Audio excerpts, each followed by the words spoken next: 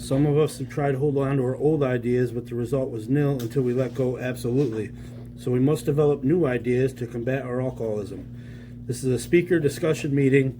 Our speaker will share their experience on a topic they selected from the Big Book or the 12 and 12. Afterward, we'll open up the meeting for discussion. Please keep sharing 3 to 5 minutes. So the speaker I picked this evening is somebody who works all 3 legacies of the program. It's somebody that I look up to in Alcoholics Anonymous, and he has good knowledge of the Big Book, and that's why I asked him to speak tonight. So this is Matt.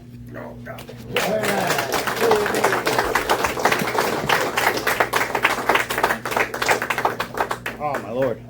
My name's Matt. I'm an alcoholic. I don't know. I really, so I have this habit of being like really confident all the way up until like an hour, 2, 3 hours beforehand. And then all of a sudden I'm like, oh, I should like just leave. Like, I'm pretty sure there's a new life for me in Arizona or something. I was just looking at land out there. I'm pretty sure I can get like 100 acres for 50 grand. I'll never see you guys again. And I can drink like I want to, which is fantastic, you know? So what I'm going to do is I'm going to read a couple little things from the Big Book, and I'm going to tie my experience into that, right? And like, hopefully that'll be of some help to somebody in here. So the first thing that I wanted to read is on page 12 in the Roman numerals, which is XII, and it's the very last paragraph of the preface. So what it says is, all changes made over the years in the Big Book, AA members' fond nickname for this volume, have had the same purpose: to represent the current membership of Alcoholics Anonymous more accurately, and thereby to reach more alcoholics. If you have a drinking problem, we hope that you may pause in reading one of the 42 personal stories and think, yes, that happened to me, or more important, yes, I've felt like that, or most important, I believe this program can work for me too. And so I want to qualify a little bit, because I wasn't sold on the idea that I had a drinking problem. I wasn't sold on the idea, which is really, if I look back in hindsight, knowing what I know now, right? Like growing up in the way that I grew up from the very first time, like I needed it, I wanted it, I had to have more. And that's pretty much been my entire experience with anything and everything. And, you know, we can, for lack of better terms, like dry goods, right? Like I have this real bad habit of like, I'll just start drinking a little bit and all of a sudden meth doesn't sound that bad. You know, it's not like I started out the day with that intention, you know, and yet somehow I'm waking up 4 days later from a blackout and I just don't know where I've been and I don't know what I've done, and I'm like, maybe I'm arrested again, you know.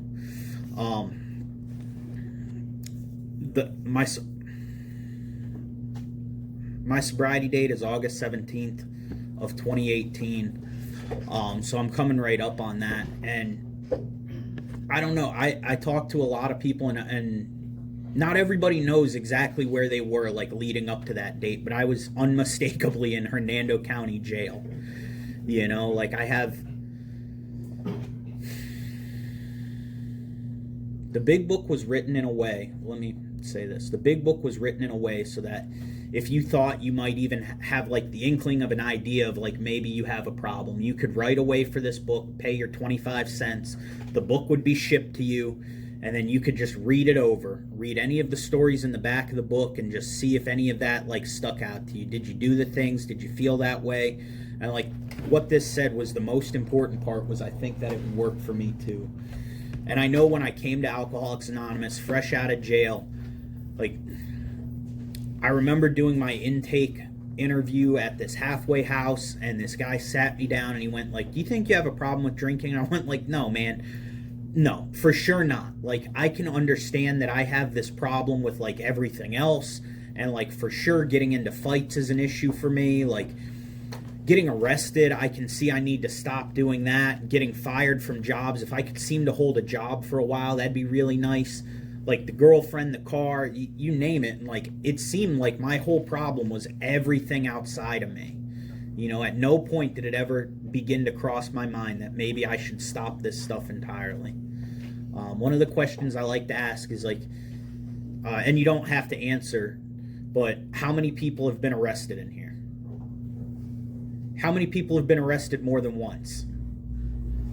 Right.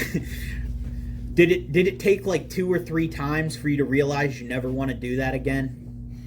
Or more. You know, like, I remember the first time that I got arrested, and I was in Virginia Beach, and I was leaving this club, and I thought that, like, I just thought they were looking for me for some reason, which, you know, is crazy. But I had this idea in my head that they were going to do, and sure enough, they pull me over, and I'm like, hey, what's up, man? And then all of a sudden, like, my pride and ego starts to show out, right? Oh, you're going to arrest me. You're going to arrest me. And they're like, no, dude, we want to take you back to the hotel. And I'm like, so you're going to arrest me, right? You know, and my life kind of goes like that, where I, like, speak these horrible things into existence, and, like, people are left with no option but to treat me like absolute trash, right? Because I've made my own problems. That's what I've done my entire life. And, like, as big as I like to talk, and as, like, this ego I like to have, and, like, this pride about who I think I am, like, I'm not. You know, I'm a scared little kid running around in an adult world that I was not incapable of dealing with. And therefore, I drank myself into oblivion as often as I possibly could to, like, free myself from that. Really is what it is. Like, I just don't want to feel. Whatever it is, I don't want to feel it. If it's good, it can be better. If it's bad, it can be, like, it can be worse, or it could be better. I don't know. I'll flip a coin on it, you know? Like, so this book was written so that you could hear somebody describe exactly what it was like for them, like I'm doing, and more importantly, hear that, like, what the way they felt, you know? Because if you can identify with what I say or what's written in this book, then we have fantastic news. If you identify with the things that are said in the meetings of Alcoholics Anonymous, what it felt like to me was like the gates of hell were clanging shut. When I finally came to the realization that maybe I have what these people are talking about, because I'm certainly not as bad as some of you. I guarantee I've been arrested less than some of you. You're like, but I started to listen to them, and like, the problem for me was there were guys that I looked up to, that whether it was Chris or Tom or Bob or Mike or any of them, right? Like, these guys knew, they were well educated about the problem within themselves, and they would go to these meetings and they would talk about this stuff, and they would describe exactly either the things that I've done in a very vague way, or like the way that I felt, you know? And I'm left with that, right? Because it feels like the gates of hell are clanging shut. And finally, you know, I spend about 2 years in AA doing absolutely nothing. So it brings me great joy to think that Ian knows me only by what I have done in the past few years. Because that really was, like, you know, there's at least one person in here who I know witnessed me at some of the most insane that I have ever been in sobriety, right? Like, fully ready and convinced that I had a solution that I didn't know, like, you know, I'm a really good little AA, right? I put the plug in the jug. I joined the Never Again Club. I'll chair meetings. I can share sometimes, you know, and I'll make coffee, and when little Miss Dora falls, I'll help her up. Like,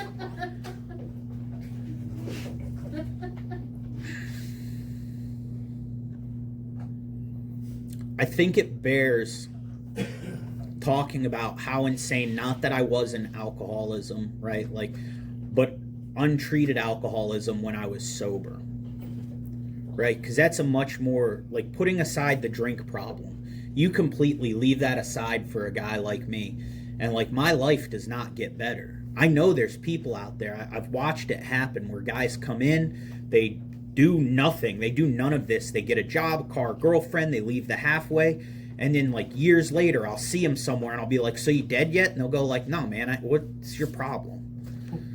You know, like, I have an abnormal reaction to this stuff. The problem is not solved until I do something about it, right? So, 2 years into this, I had heard somebody say I had to make a 5-year list, right? Like a 5-year plan. That's pretty, like if I was an alcoholic, that would be a really good thing, right? Like that would be a really, really good plan. And I even today, if you are alcoholic, I highly recommend it. Have goals, set them, look forward to it. Like have something to live for in life. Because this book tells me that I get to recreate my life. And therefore, if I do nothing with it, like that's what I'm going to have. I also thought that those goals were the things that were going to keep me sober. And in a very short amount of time, right? Like the truck broke down, the car broke down, the house I owed like thousands of dollars on, the girlfriend broke up with me for the 30th time, like, and if you had told me that morning that I was going to be looking for a drink that night, I would have told you that you were a liar, because I knew that I had already joined the Never Again Club. The plug was firmly in the jug, right? Not today, never again. And all these bad things happened to all these good things that I thought were the things that were keeping me sober, you know? And as somebody of my stature does, out comes Tinder, you know? I know what'll make me feel better. I got stood up, right? I drove all the way to Lakeland in a car that didn't have AC in the middle of July with a gas leak from Brooksville to get stood up. And so I do my very best to go like, all right, I'm going to put this thing back together. I've got other plans. I make a few other stops on the way home. You know, at very least I can get a massage. Not my proudest moment. But like in my head, this doesn't look like I'm looking for alcohol. In my head, what this looks like is that I just want human connection. You know, and if I'm honest, that's the exact way I felt before I ever took a drink when I was like 11 years old. And my brother was sitting in the truck and this kid from down the street, and they were talking about hanging out. And I just felt so small and alone in this big world.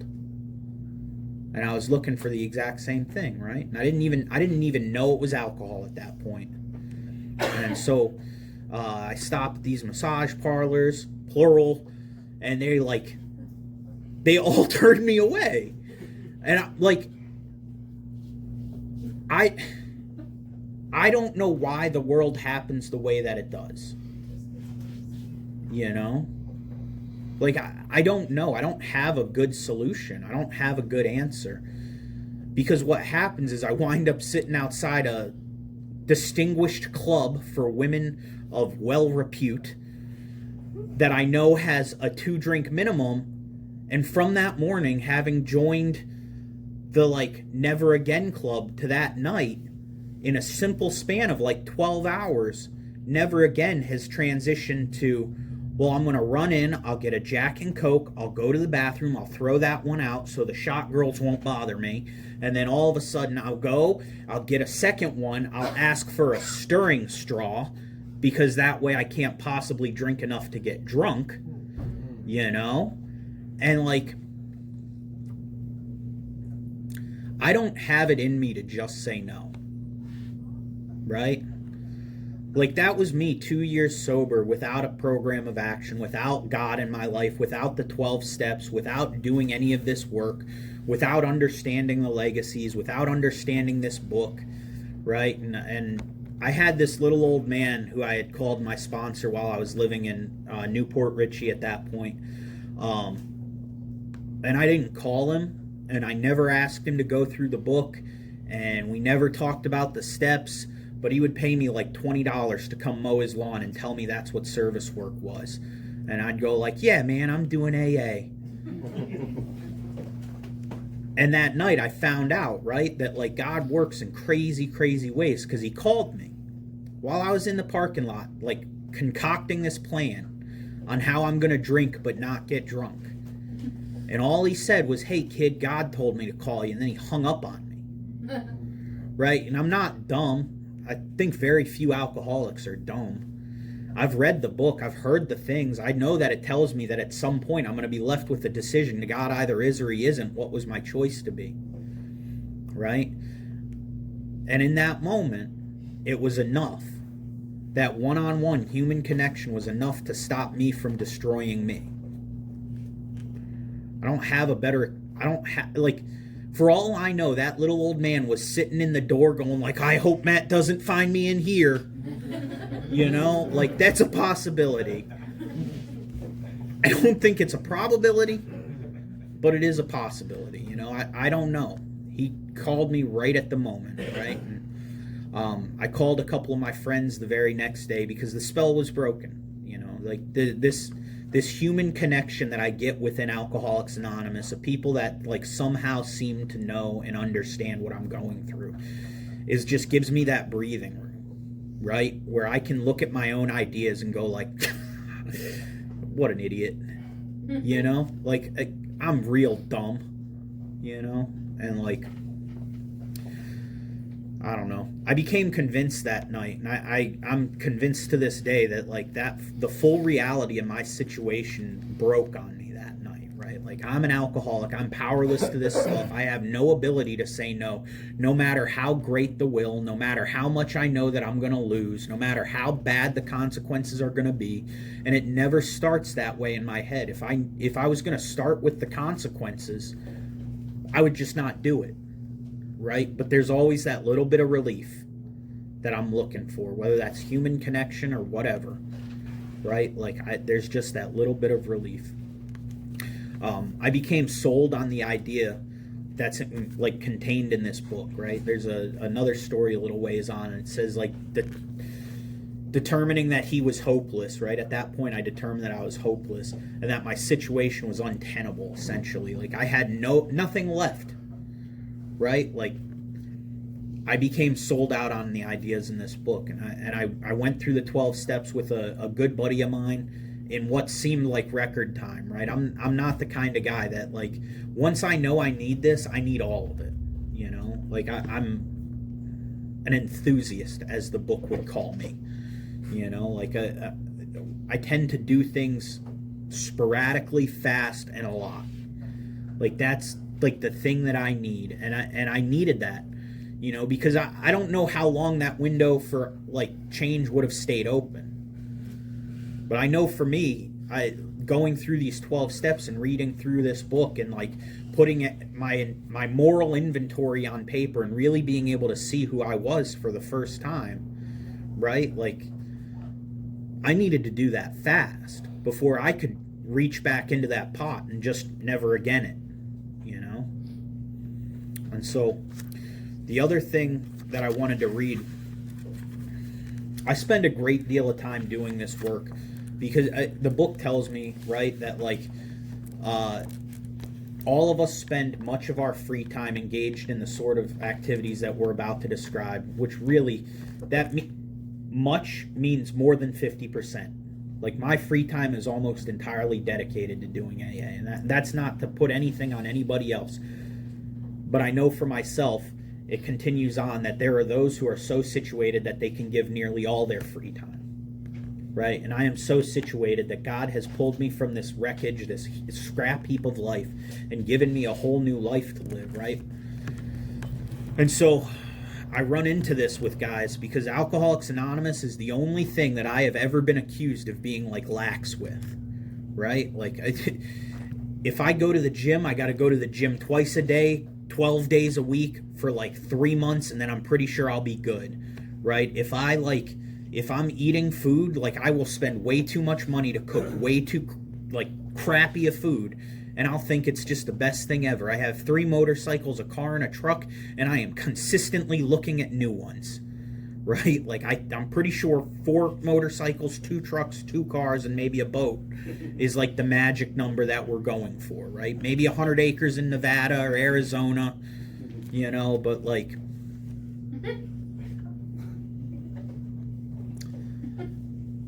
I come into Alcoholics Anonymous and I go through this work, and then the guy pats me on the butt and says like, all right, bud, now go help others. And all of a sudden I clam up and go like, yeah, but like, what about balance? And I really gotta reel this thing in. I wouldn't want to do too much now. I don't want to get exhausted, right?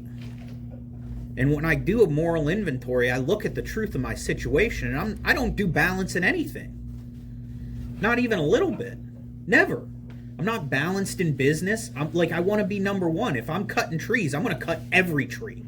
Right? Like, dude, if I'm like putting in windows, all the windows. Dude, if I own, like, I'm going to own the company. That kind of deal. I don't do well with, like, I think I'll just be a laborer for life. You know? So the other thing, because this book is real clear, right? And it says at some point that when all else fails, work with another alcoholic will surely save the day. And what was pointed out to me was when they say all, they mean all. So when all else fails, when prayer fails, when meditation fails, when doing a gratitude list fails, when I can't just plug in the jugget anymore, when I can't make it to another meeting, when I've spent so much time around these people that I can't help, I'm like bleeding out of my eyeballs, right? When I can't work this stuff away, when the family's done, it tells me that when all else fails, work with another alcoholic will surely save the day. And I'm blessed to be able to do quite a bit of that, right? Like, God has put me in that position where I get to give my time to that. And so I love when guys ask me, like, hey man, I was thinking about like getting some balance. What do you think? I bring out this paragraph because it says, never avoid these responsibilities, but be sure you are doing the right thing if you assume them. Right? Which is true. I have a habit of like putting my fingers into the pot and just stirring it. You know, and I'm doing no good by doing it, but I'm just happy to be there. You know? Right? Helping others is the foundation stone of your recovery. This is the bedrock that everything else is built on. If I am unwilling to help others, regardless of what that looks like for me, I'm not sober today. Me personally, I'm not. You know? A kindly act once in a while isn't enough. You have to act the Good Samaritan every day, if need be. Every day. Tells me I have to give of myself, right? It says, it may mean the loss of many nights' sleep. Well, I don't like that. I like my beauty rest. I'm not pretty to start with. You know? Great interference with your pleasures. But wait, I thought I was sober, so I get all these things now. Interruptions to your business. What if I wanted to get rich? You know? It may mean sharing your money and your home, counseling frantic wives and relatives, innumerable trips to police courts, sanitariums, hospitals, jails, and asylums. Your telephone may jangle at any time of the day or night. Your wife may sometimes say she is neglected. A drunk may smash the furniture in your home or burn a mattress. You may have to fight with him if he is violent. Sometimes you will have to call a doctor and administer sedatives under his direction. Another time you may have to send for the police or an ambulance. Occasionally you will have to meet such conditions. And that's, if I'm not convinced that I'm an alcoholic, right? If I can't identify with the things that like these guys are saying about themselves, if I can't read this book and go like, maybe I have this stuff, that's a lot of imposition to put on me. Asking me to do all of that and forsake myself for the good of another human being. For what? So I can stay sober? I'm not alcoholic. Right? The way that it was always put to me was, if you have cancer, do you need a cure like tomorrow, or do you need a cure a year from tomorrow? Or would you prefer to take the cure today? Right? When I'm convinced I have this thing that is going to kill me, there's very little that in the way of like things that could be asked of me that would seem too big. You know? And therefore, I'm grateful when I get to do stuff like this, because 8 years ago I was sitting in a jail cell convinced that I was an alcoholic, and there was a lot of things you could have convinced me of, right? But today I've been given a life better than I could possibly imagine. I have all the things I could possibly want. I have a life, like I get to make money helping people, which is crazy. I get to tattoo, which is even weirder, like, because I'm a bad artist, you know? Like I have materialistic things. I get to travel. I've had experience. And like the best thing that I could pull together in drinking was a singular studio apartment underneath the stairs in Town, Florida, where I would just go across the street to the Dollar General every day, buy as much alcohol as I possibly could, and then drink myself into oblivion. And these guys, without thought of themselves, gave me a life better than I could possibly imagine. So I owe all my sobriety to God in this room and the other rooms like it all around the world. So without you guys, I wouldn't be here today. Thank you.